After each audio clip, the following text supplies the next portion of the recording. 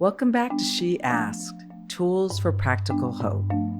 I'm your host, Anna McBride, and every week I bring conversations, stories, and tools to help you navigate life, the transitions with greater grace, greater ease, self-awareness, and hope.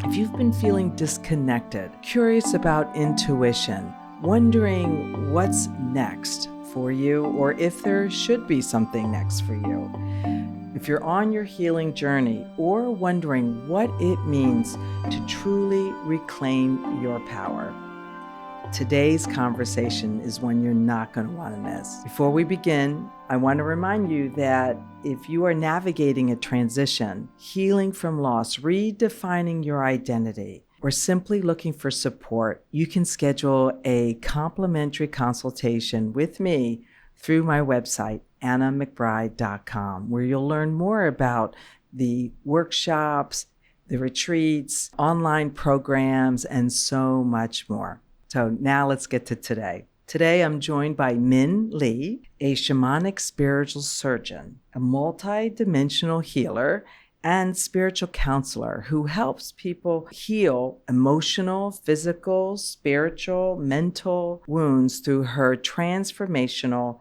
energy sessions. After spending more than 30 years in television production, Min experienced a profound awakening that completely changed her life through plant medicine, spiritual exploration, and her own healing journey. She discovered gifts that ultimately led her on this new path of healing service. Today, we're going to be talking about so much about how to demystify plant medicine, also other types of healing modalities. And we're going to talk about the divine feminine and why it's critical that women do their healing work right now. The thing with talk therapy is that it definitely has its place. Mm-hmm. And that industry is also going through its own shift because it has to. Yeah. Because what's happening is that when you're in talk therapy for, X amount of years, it's more of a mental kind of, I can't even think of the word. It's like you're using your mind more than anything, Mm-hmm. right? It doesn't fully connect you on the mind, body, and spirit level. Right. So what ends up happening is that you almost kind of talk about the same thing over and over again. Right. And either you kind of re-traumatize yourself or like you can't really break out of that cycle or the pattern, right, of what you initially came into the therapy session for. And so it's almost like you need to break that cycle in some way. Right. And for a lot of people, doing the plant medicine journey is talk about breaking that cycle and really seeing it for what it is. Right. And seeing the bigger picture of it rather than it being so myopic. Yeah. You see the bigger picture of like why that certain situation or that relationship or that experience happened. Yeah. And not only what it taught you Mm-hmm. and what it kind of showed you in terms of who you are. Yes. But then it also allows you the sovereignty to kind of to reclaim who you are and how you actually want to move forward from that point on. Right. Yeah. I think what I'm hearing you say, which I totally agree with, is that, if talk therapy is working for you, then it's certainly, this isn't about saying that you ought to stop doing that. Yeah. But there are many people, and I was one of them, where it wasn't enough. Yes. And yet I didn't understand how utilizing these other modalities could help me move through the process and crack me open in a way that the conversation that I was having with my therapist over time wasn't able to touch. Yes.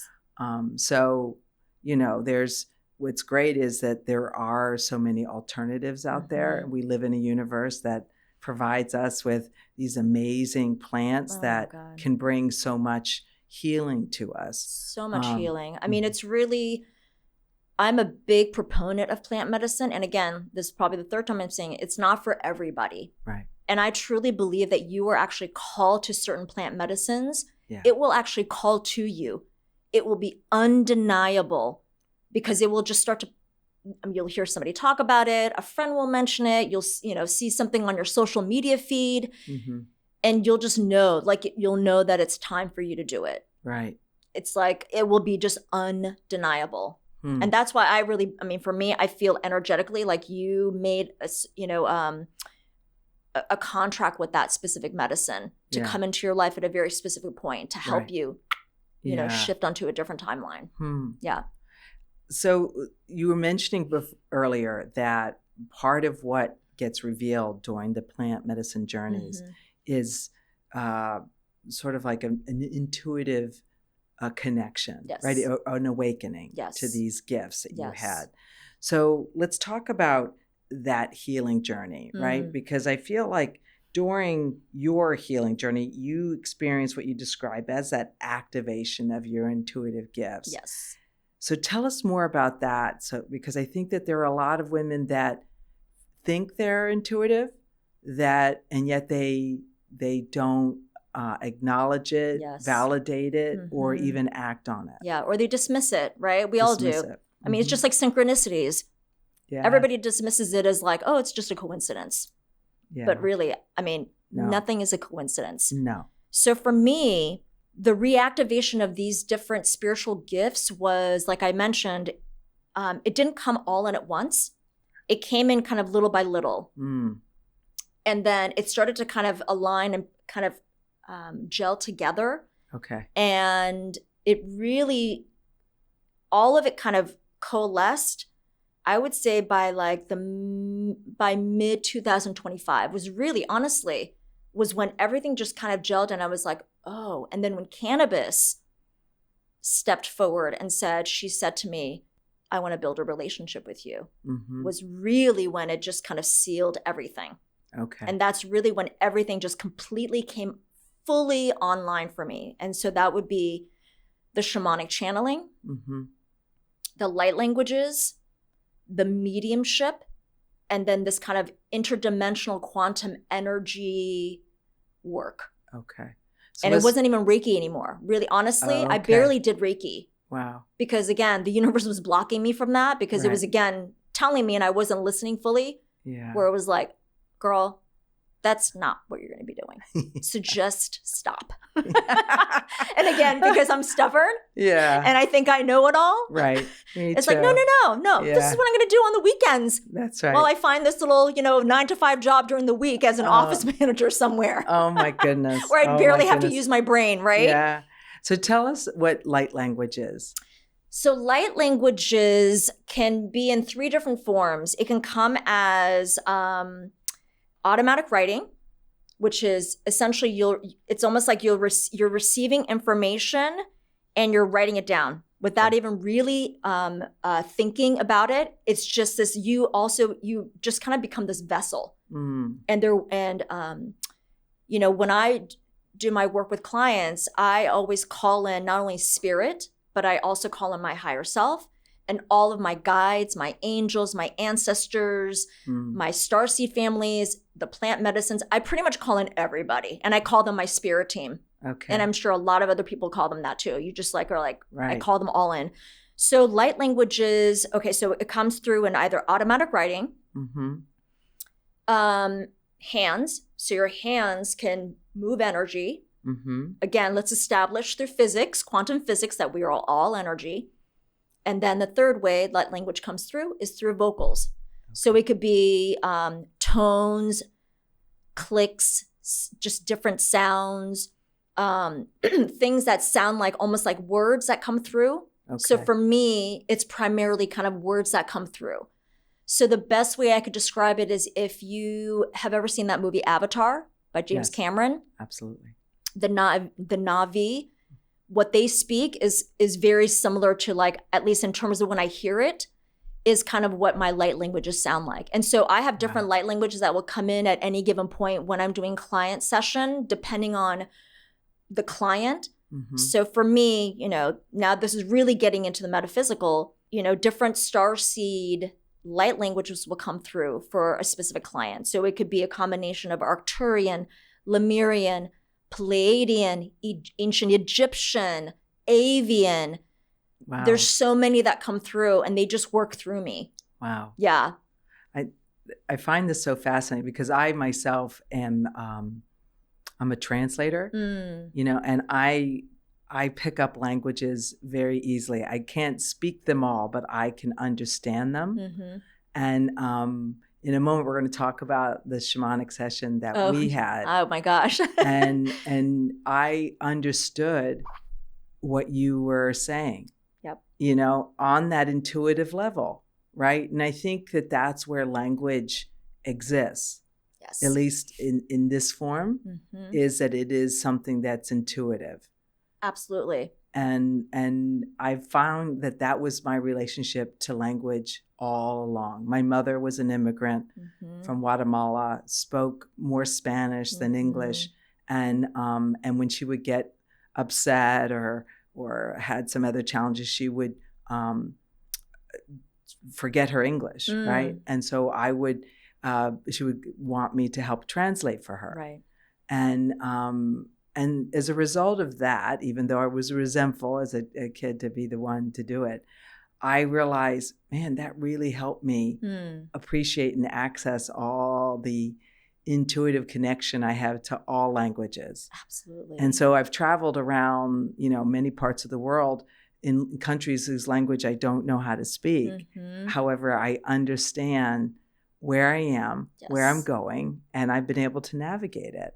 Absolutely. And so those light languages make sense to me.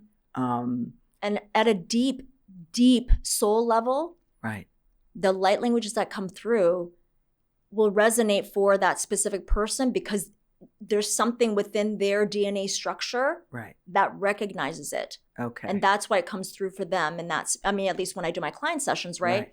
But language as a whole, so spoken words, right? Is very powerful. You can cast spells. So again, what always comes through during client sessions, they always say say what you mean and mean what you say. Be meticulous with how you speak to not only yourself, but also to others, right? What you say is very important. You can literally cast spells. That is the witchy side of it. Yeah. But language, because it's all about frequency and vibration, it's very healing and very activating. Right. It's very powerful. Very powerful. Right. Yeah. And when you think about it in terms of most of what we say, we internalize. Yes. That's where it becomes magical to me. Absolutely. Or witchy, whichever way you want to describe it, right? Because you can cast yourself into a spell that can keep you stuck in a pattern by just what you keep saying over and over. This is what I describe as the narrative. Yes. That we unconsciously keep repeating and think this is the only way I'm supposed to be. Yes. When it's just something you keep repeating. That's all. And we think that that's our identity and who we are. Yes. And it's not. That's right. Your identity and who you truly are at a soul level has nothing to do with what you do, how much you make, what your title is. Right. If you're a parent, if you're a daughter, son, it has nothing to do with those external things. It really is the truth. Yes. We think that it is, right? And that's why we're so attached to it. And it's so hard to break yourself out of those. Because we too identify with it. The relationships and the experiences and all the things. This is a much bigger conversation, obviously. But even with language, I think what happens, we are going through, from this 3D realm, we are shifting. There's a massive shift into the 5D realm. Okay. I'm going to say it. You said it. Because, and you and I have had, a lot of conversations about this. It has been happening and it is accelerating. Yeah. And language, when you're conscious, when your consciousness evolves, spoken word is so rudimentary. Yeah. It is actually going to be unnecessary.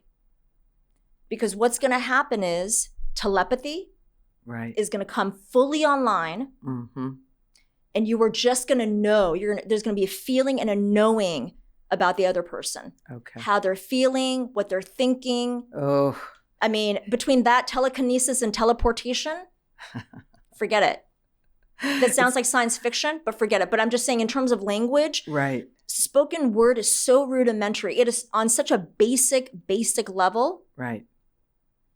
any being that is in the interdimensional realms, there is no need for language. Right. It's all telepathic. Yeah. It's all telepathic and feeling. And I think that the closest human form gets to that is intuition. Absolutely. Right. And being able to emotionally connect. That's why. And when you're in plant medicine journeys, that's when you really know that the portals are open, the realms are there, and you just intuitively just know. You feel it. You feel it. Yeah. And I think when women deny that they know what's going on inside them, right? It's like they're setting themselves up to be disconnected from this deeper information. And who they truly are. I mean, women, we are so powerful. Right. I mean, talk about the divine feminine. That we are powerful beyond measure.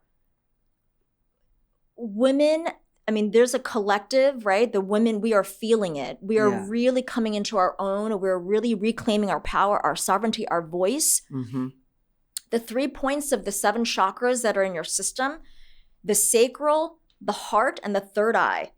Those, I mean, talk about when those 3 are flowing and fully activated for women. And again, I'm speaking purely binary terms. Right. Talk about source of power. You are unstoppable. And then combine that with the regulated nervous system. I'm going to say it now because I've shared this with you. True generational wealth is a regulated nervous system. There you go. You heard it here first. You are unstoppable. Talk about being able to manifest immediately. Right. There's nothing holding you back. So this is why we really need to heal. Absolutely. And do the shadow work and do really the deep work. Do the work so that we can stay in alignment with what our nervous system was always supposed to do. And once your nervous system is at a really great point and you've recalibrated it and it feels healthy and strong, trust me, whatever beautiful divine gifts that you have and you've always had will start to come online. Right. It will be reactivated. There will be a beautiful remembrance of who you truly are. And that's who you truly are. Okay. So let's back up. In terms of the nervous system, right? Because I think often we forget what came first. The nervous system, the body, the mind, the spirit. Right. Walk us through that a little bit. I mean, it's all connected, right? I mean, yes, you can operate in this 3D world with one dominating, which for most people is the mind. Yes. Right? Right. The mind is a funny friend because it can talk you in and out of everything and anything. That sounds like my mind. Right? We've talked about this, right? I mean, we know that we can talk ourselves in and out of everything, even though our body and our intuition is telling us something completely the opposite. Right. Right? Right. So until you can actually connect the dots between your mind, body, and spirit, your nervous system actually can't get fully regulated. Okay. And that's why, again, that's why everything's connected. That's why doing the deeper dive and really doing that shadow work is so important. So let me just clarify. So mind, body, and spirit it's almost like the superhighway between the 3 is our nervous system. Yes, the vagus nerve. That's right, the vagus nerve. Yes. And if we can get that regulated, get that healed, get that in a state of balance, then we can be in alignment in those 3 realms of ourselves, right? And therefore we can access, manifest, potentialize our gifts in a much rapid and real way, right? And so people who are, because a lot of people are listening to our podcast are people who seek a higher purpose, people who, want to have a life worth living, have meaning to it. And I think that's wonderful. I think that really our work, why we're here, is to heal. Absolutely. And to heal in our nervous systems so that we can access all this deeper information. Yes. Because it will definitely allow you to go from 3D to 6D, 5D, Yes. whatever lies ahead, right?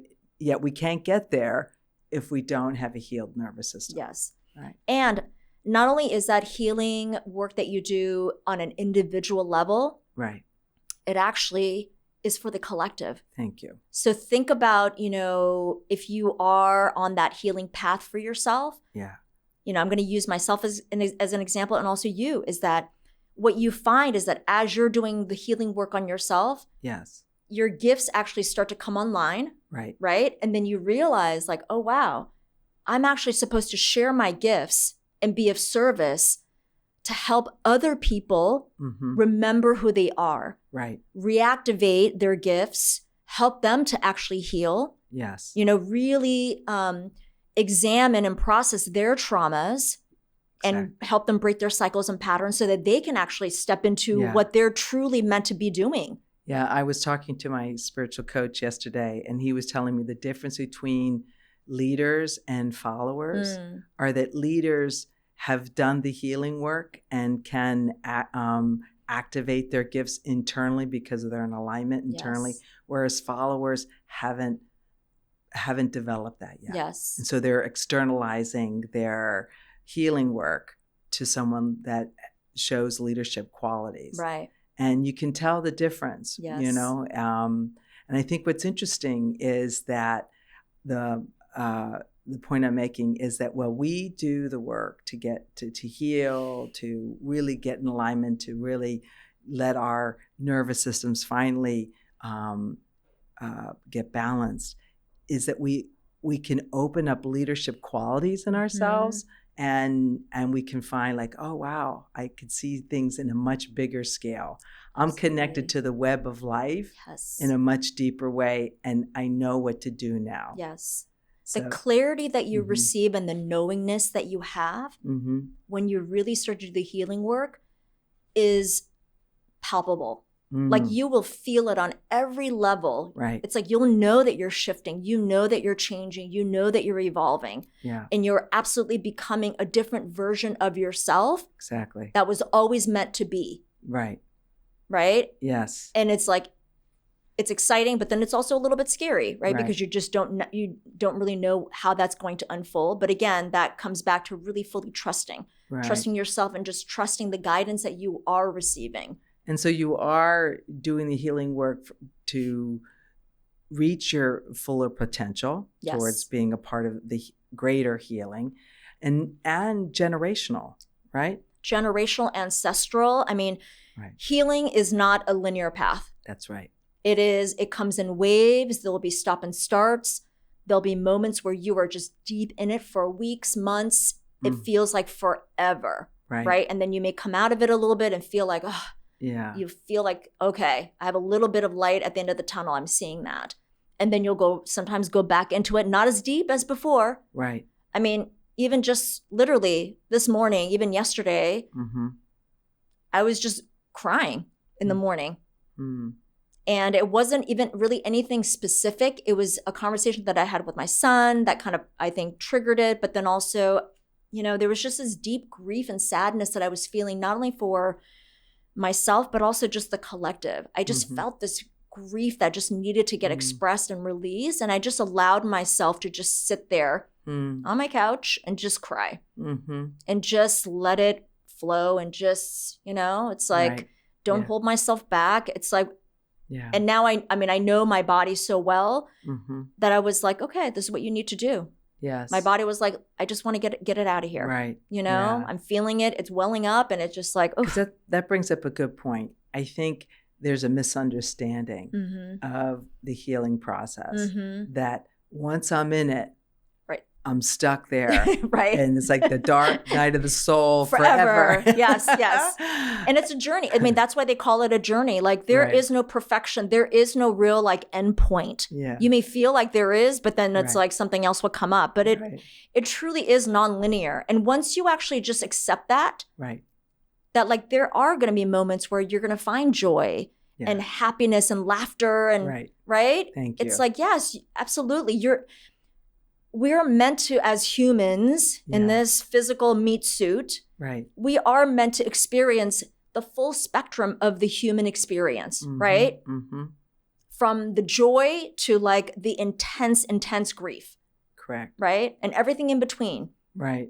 And there's nothing wrong with experiencing any of it or all of it at any given point. I think that's the amazing thing about life. It's so complex like that, that we're kind of called to hold grief and joy at the same time. At the same time. Right.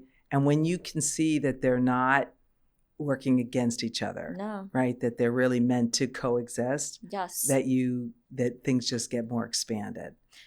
In life in general, life is meant to have polarity. You have to have the yin and the yang, right? The yin and the yang. It's like it's like the balance or whatever balance you're trying to find. That's what we're all trying to find, right? Okay. Yeah. Because really, you don't want to be swinging from one extreme to the other. Because there's never any balance, right? It's like the scales. It's like you just want to find that balance in some way as much as possible, right? Yes. It's never going to be perfect. Again, you're never going to find the perfection in that balance. But just, always trying to like kind of figure out like, okay, where is kind of a semi-happy medium for the time being? Yeah. I think that's a great way of looking at it. Yeah. Let's go back to unpack the shamanic spiritual surgery. First of all, describe what that means. I was really grappling with how do I explain to somebody in a nutshell what it is that I do? Because without having a much deeper conversation with somebody, it's hard to encapsulate exactly what happens in a session. But so shamanic spiritual surgery entails, so what happens is, like I mentioned, I work with the spirit of cannabis. Okay. So I do ingest cannabis. I take an edible before a session with a client. And this is a good hour and a half to almost 2 hours before the client even arrives for their session, is that I will actually sit. And what happens is as the medicine starts to work through me, I will start to become, it's like Min gets moved to the side. The personality. And even my logical mind, my thinking mind gets moved to the side, and I become this kind of portal and this vessel for all of the information and the insights and the energy to just flow through me. Right. So what will happen? So the 3 light languages that I mentioned, the automatic writing, the hands, and the vocals. So I do all 3. So the first thing that'll happen is that I will just sit with my journal and I will start to just write everything down without editing. Everything that they're telling me to write for that particular person. Right. Even the wildest things that come through, I will write it down. It's not up to me to edit anything, because that information is not for me. It's actually for the client. Right. So that happens, and then when the client arrives, we talk for a little bit, and then I will put the client on the massage table, and they'll just relax. And then that's kind of where the interdimensional energy work happens. Okay. So that's where the energy will move through me. It'll move through my hands at any given point. The different light languages will come through, different sounds, different tones will come through. I will be guided as to exactly where I need to place my hands, what needs to get done, if I need to use a tuning fork to enhance what has been done. They're just guiding me the entire time. Right. So again, I am just kind of this vessel. It's like I'm channeling from beginning to the very end. Right. And then, really kind of the post after the actual kind of physical session happens is that, I'll share everything with the client, and I'll continue as we're talking to still continue to receive downloads and messages for them. So that kind of in a nutshell is what's shamanic, at least for me, my interpretation of what I do of shamanic spiritual surgery. Okay. It just entails all the different kind of gifts that have been reactivated for me. Okay. And it all just kind of, again, it kind of just coalesces in this session. So before we talk about my session, tell me, is there a typical client, like things that typical clients come to you with? What I've been finding is that the clients that have been coming to me is that, it's all word of mouth. But also they are ready. Okay. They're either being pulled to come and do a session with me because something is calling to them to do it, or they also feel like there's something that's a little stuck that they know they're going to cross over the threshold, but they don't necessarily know how to get there without doing a session. So are there particular wounds that show up? I mean, it really has run the gamut of, of real deep trauma, deep-seated trauma from childhood or young adulthood or even adulthood to just, I mean, as I'm thinking about it, I am realizing that all the clients that have been coming to me, that there are deep, not only traumas and wounds from this particular lifetime, but also a lot of them are carrying generational and ancestral trauma and wounds.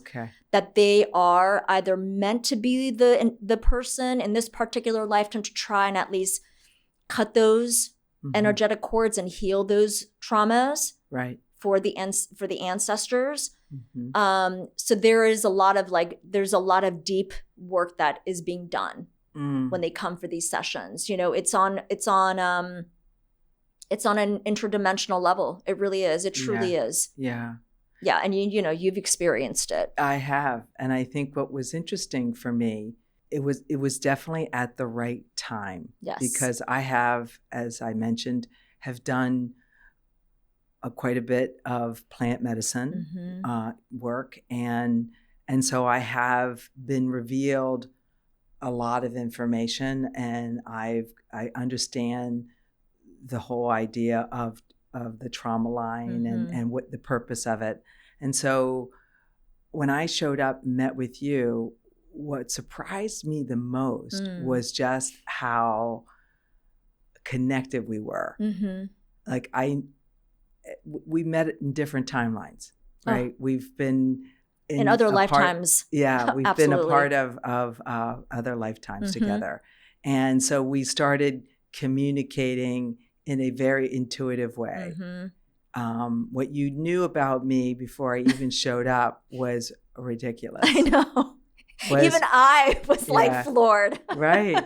And so, we talked about things that on a much deeper level than I probably have with anyone who I've worked with. And I've worked with other psychics before. I've worked with other channelers before, but no one that was as informed about what I've been through as you were.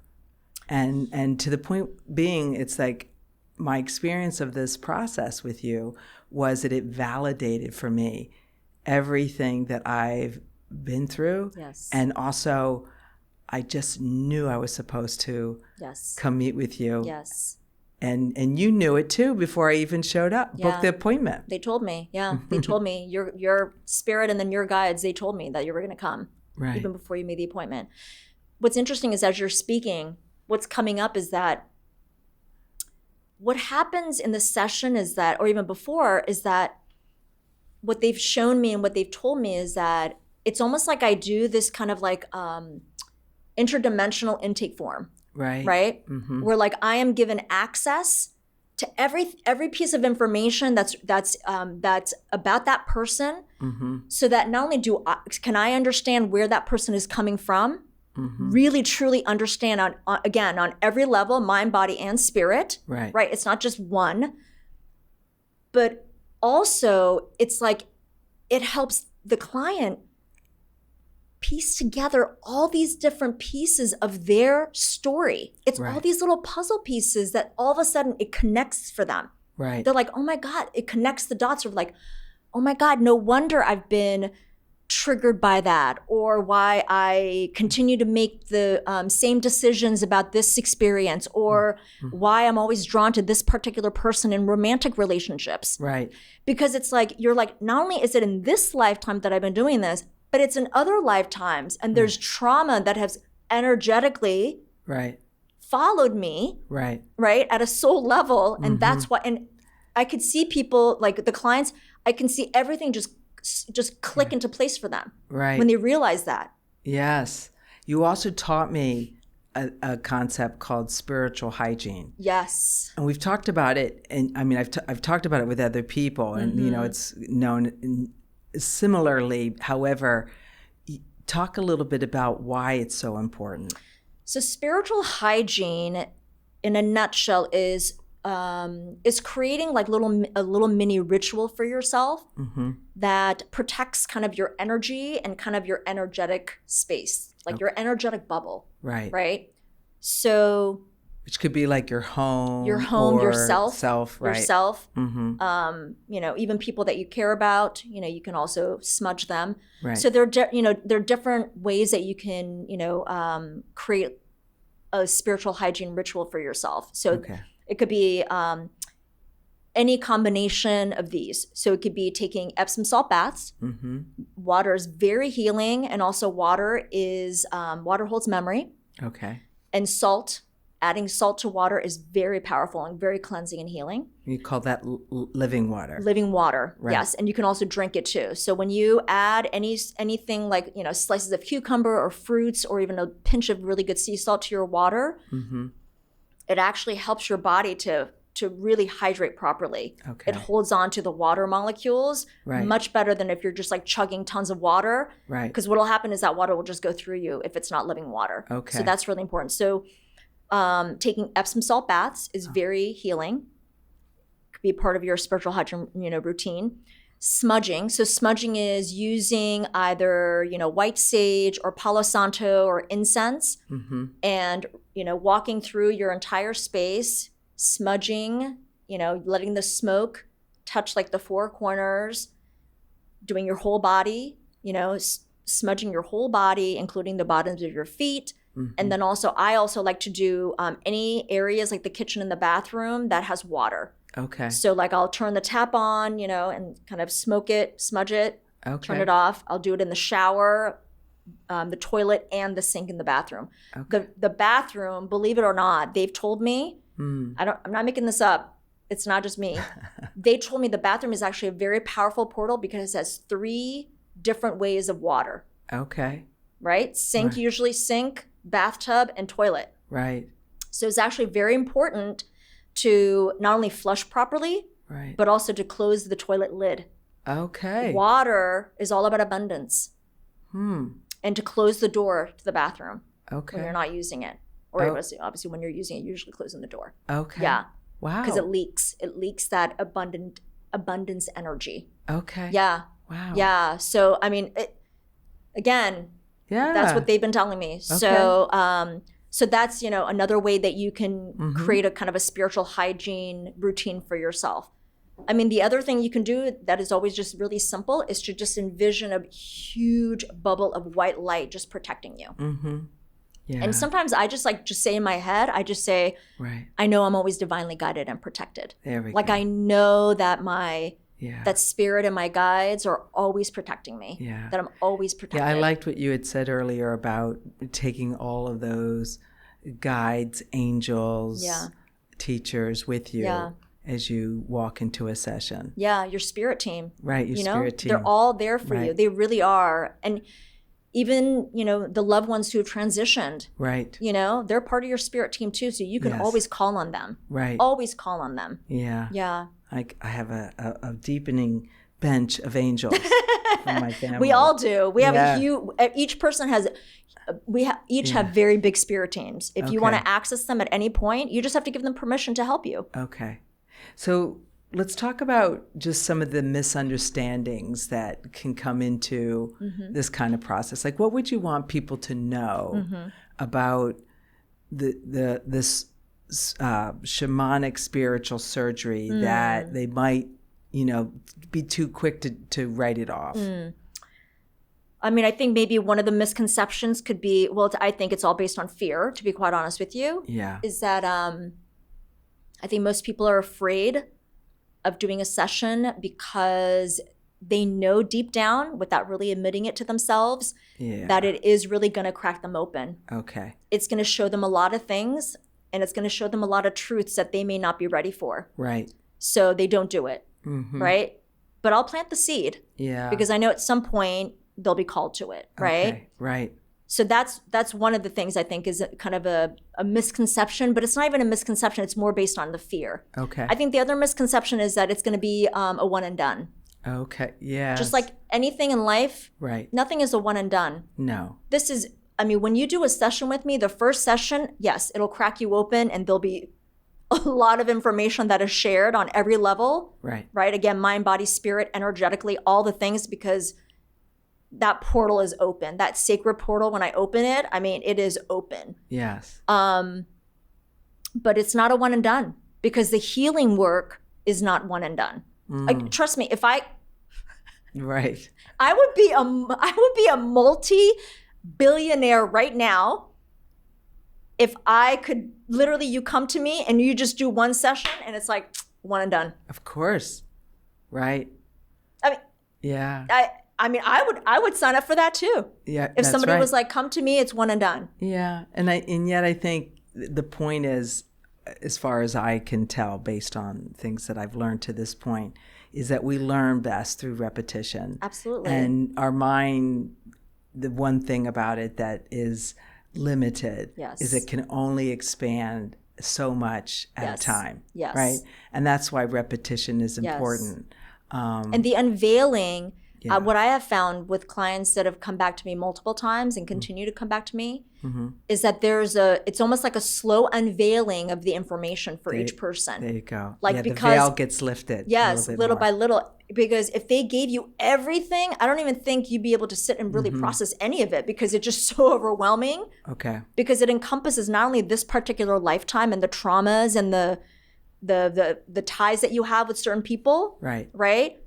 But it encompasses all these other lifetimes. It's a lot of information. Yes. To connect those dots and process it and be like, oh, now I know why, right? Yeah. It's a lot. So it's an unveiling little by little, and then things just start to naturally unfold. Right. And your nervous system can only handle so much at a time. Absolutely. That's the other part of this too. Yes. Right? It's absolutely. weird because we really want to always make sure we do this in a way that helps it feel safe. Safe, and it's gentle. Right. As much as possible. Right. Right. Yeah. Yes. It's incredible. It's an unfolding for sure. So I want to talk again about the divine feminine in terms of like what's happening right now that women are finally awakening. Talk a little bit about why so many women are awakening right now. I mean, there is a massive energetic shift that is happening. Right. Collectively. It is not just an individual experience. It is global. Absolutely. And it's not even, it has nothing to do with where you are in your life. It has nothing to do with age, nothing. Women are being called to not only fully step into who they truly are. Yes. They're really reclaim their sovereignty and their power, reclaim their voice, and to really start to do the healing work so that they can fully step into who they are meant to be in this particular lifetime. Wow. And to really get clear about what their purpose is. You know, what is it that they're supposed to be doing in this particular lifetime, right? And so there is this collective energetic shift that is happening where women are just, it's almost like this awakening. Again, it's like this veil that we've all had. What I always kind of see is this kind of collective amnesia that's happened for everybody. Right. Not just women, but also for men.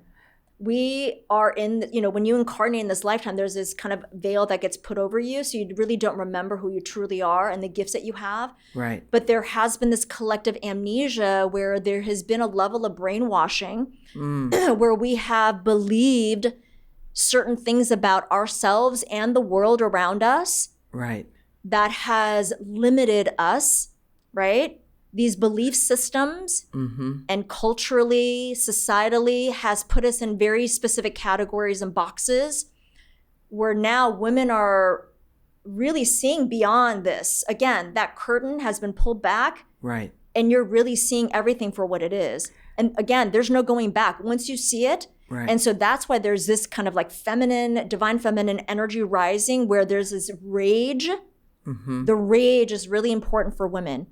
Because we have been suppressed in so many ways. Right. Mind, body, and spirit have been squashed for so long, for generations and lifetimes. Yes. That forget grief. Right. The rage is coming up. Right. And being able to fully express that rage right.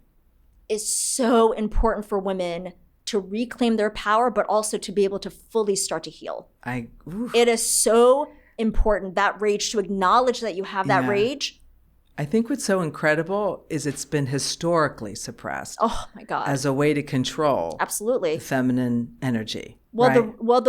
the root word of hysteria, right? Hysteria, hysterectomy. Mm-hmm. That's what they would do. When they thought women were like, hysterical, right. they would give them hysterectomies. Right.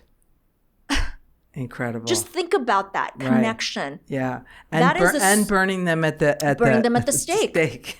Giving them lobotomies, medicating them. Right. Right? Right. But think of how this is really women, once we reclaim not only our power and our sovereignty, mm-hmm. and we all realize that our womb, the sacral, mm-hmm. is one of the most powerful portals. This is it. Right. Creation. Right. Nothing happens without this portal. This is creation. I was watching a video and this woman said, and it resonated so deeply with me. She said, really what this planet is all about is just mothers and their children. Wow. And I was like, oh my God, she's so right. Right. Yeah. It's like, it's so simple, but I was like, that is so true. True. Right. So being able to connect and get in alignment with the sacral energy. The sacral, the heart and the third eye. Right. Wow. I mean, when you align, when your nervous system is calibrated and those three, I mean, obviously all the 7 chakras, but like those 3 in particular mm-hmm. are just connected and flowing. Right. Forget it. Yeah. I mean, you are magical. I mean, we're magical anyway, but like, forget it. The manifestations and what you are able to create, unstoppable. Incredible. Unstoppable. Yeah. I think, one of the things I've learned and come to appreciate is that I participated at a certain stage of my life with I stopped talking about what I knew to be true. Mm.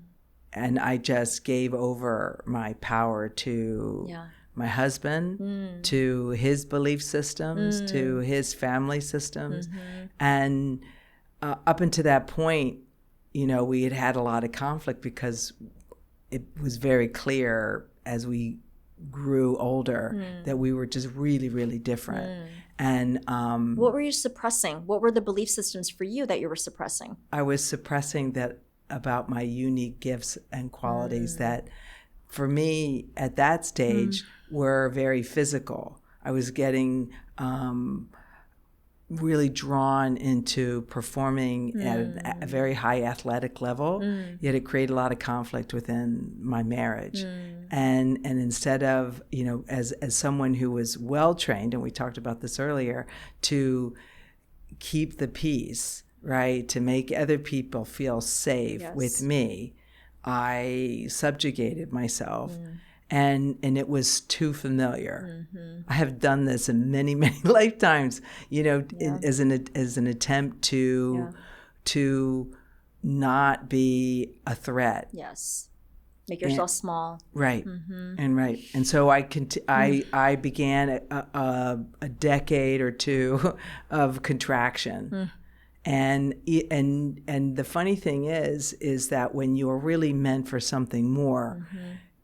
To a lot of other people, you'll look like you are very high performing, like you really are creating a lot of incredible stuff. Right.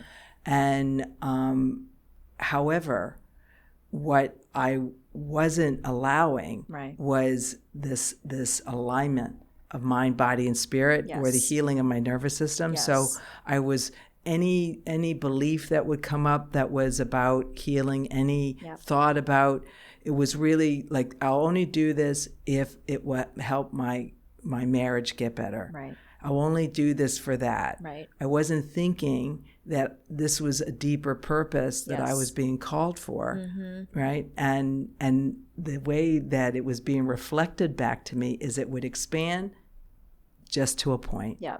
And then it would contract back. And then it would contract back. That was like the fear snap, right? Yep.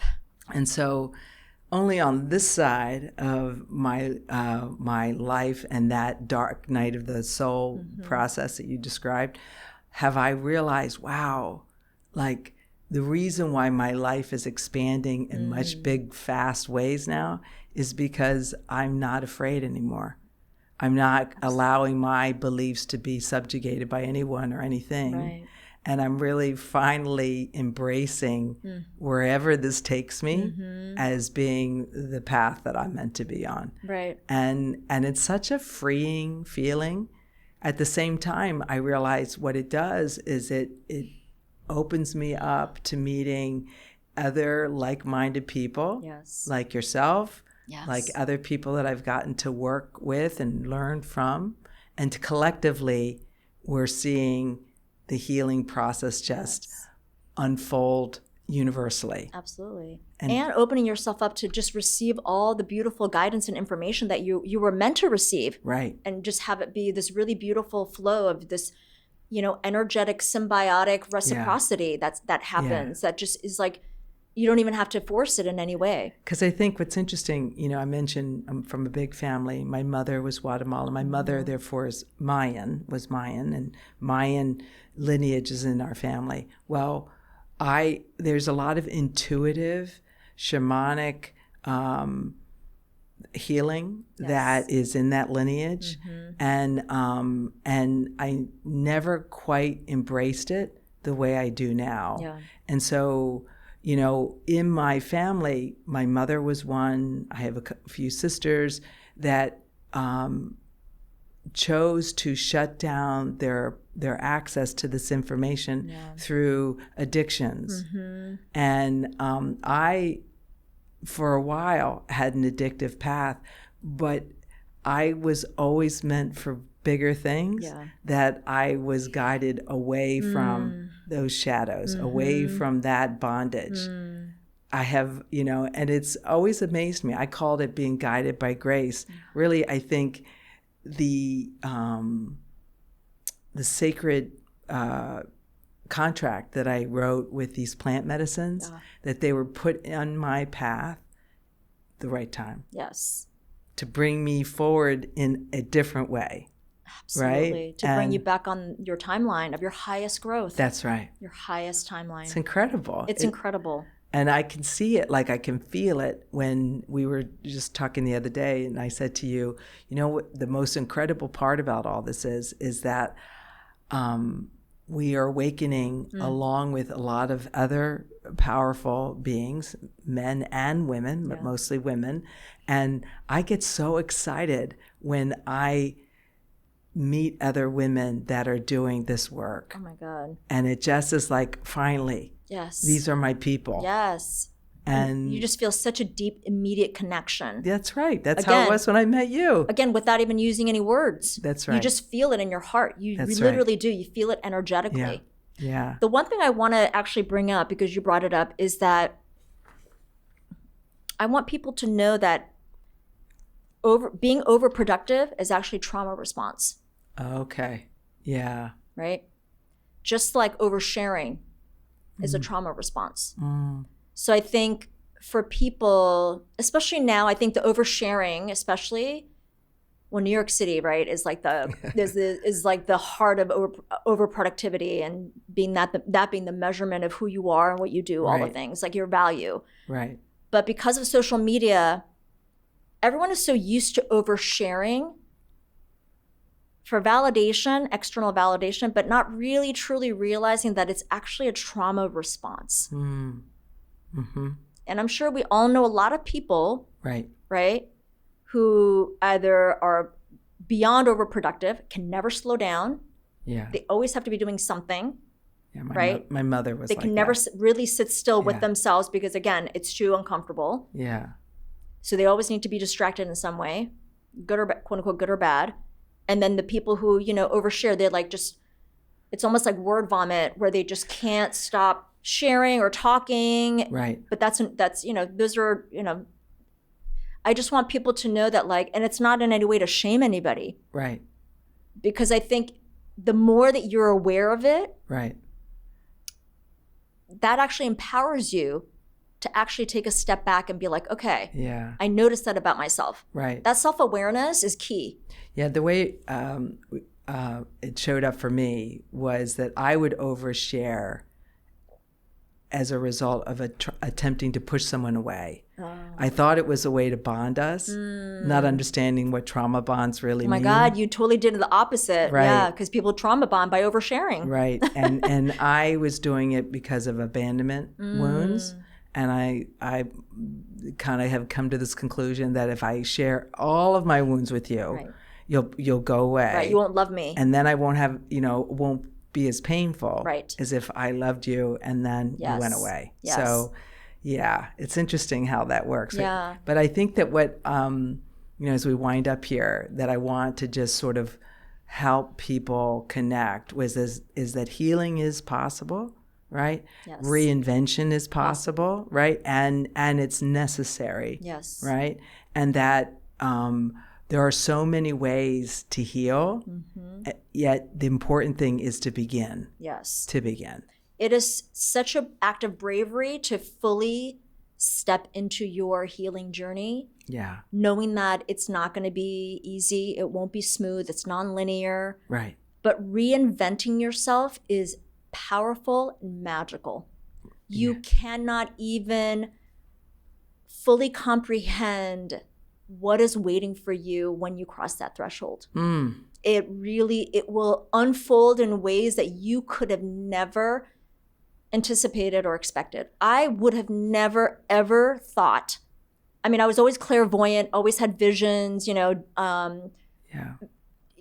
very, very precog dreams, all the things, right? Like I had a lot of intuition, like all the things. I would have never anticipated that this is where I'm at right now in my life. Same.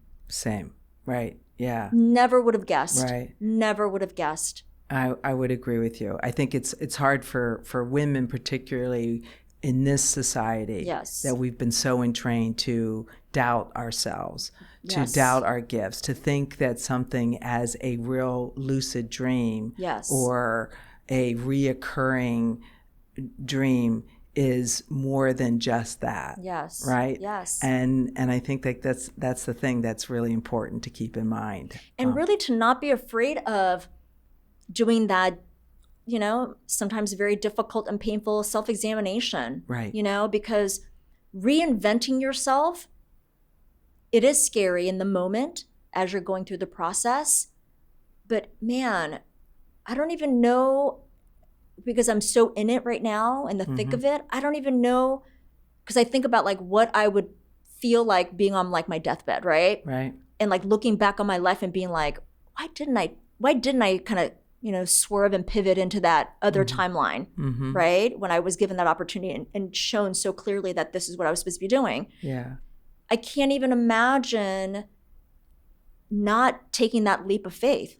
Right. Right? Yeah. Even if you're kicking and screaming doing it, but knowing deep down that like there's a different path for you. If you choose, again, it's a choice point. So let me tell you, I think I've already shared the story with you, but I wanted to include it in this conversation, is that I've always had a fear of heights. And I never understood it because as a kid, I could climb trees, I could scale up and just hang out perched. And yet the older I got, the more fearful my nervous system, my body came with certain heights. And anyway, part of the healing work, I've talked to many, many different types of people from different modalities, what that really is about. And what I would have, and I believe this to be true, is that my nervous system knows that in my history, which is what the nervous system is built on, that I have jumped many, many times. So it's not a fear of heights, it's a fear that I'm going to jump.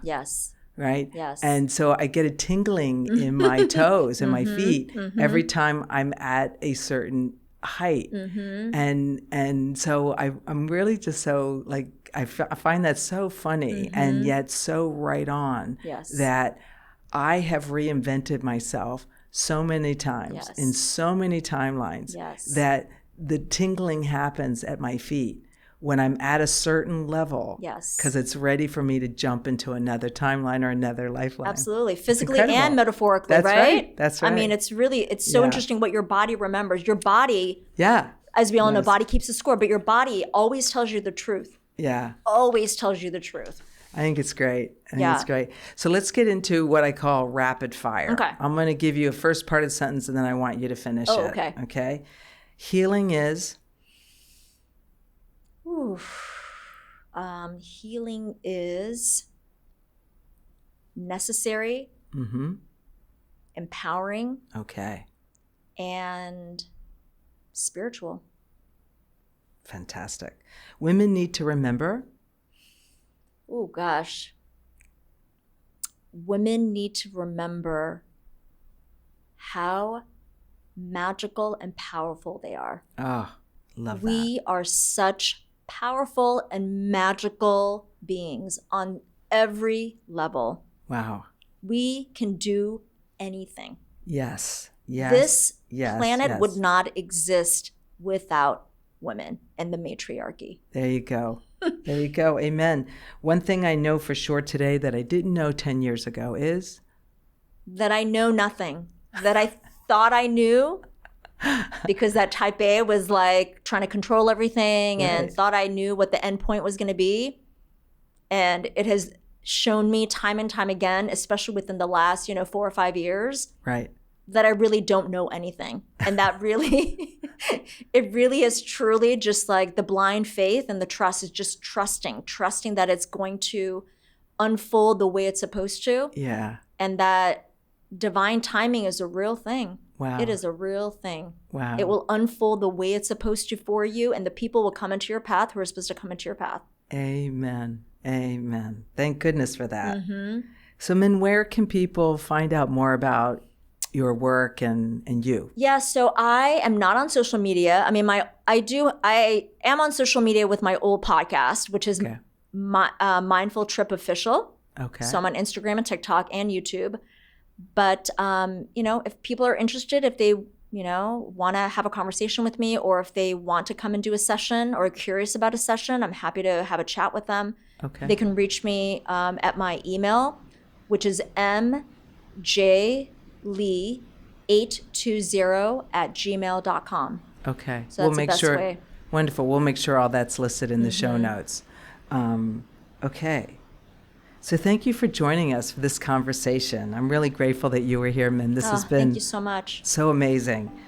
If today's episode resonated with you, I hope it reminds you that healing is possible, reinvention is possible, and that there is wisdom available for all of us to help us expand and grow into the best version of ourselves. If you're looking for support on your healing process or transition in life at this moment, please remember to check out what's available at annamcbride.com, and you can set yourself up for a complimentary consultation with me and learn more about all the things that we offer at that website. You've been listening to She Asked, Tools for Practical Hope. Until soon, be well.